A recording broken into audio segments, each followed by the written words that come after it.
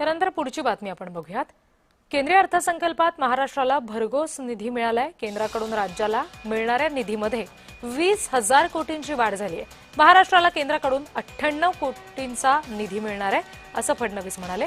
दावोसमध्ये 30 लाख कोटींचे करार झाल्याची माहिती सुद्धा फडणवीसांनी दिलेली आहे।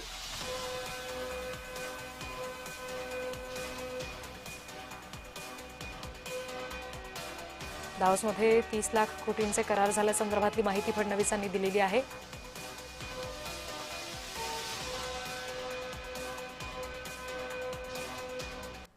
केंद्र सरकारचं जे बजेट आलं त्या बजेटमध्ये महाराष्ट्राला मिळणाऱ्या निधीत 20,000 कोटी रुपयाची वाढ झालेली आहे आणि जवळपास टॅक्स डिव्होल्यूशन मध्ये आता महाराष्ट्राला 98,306 कोटी रुपये मिळणार आहेत।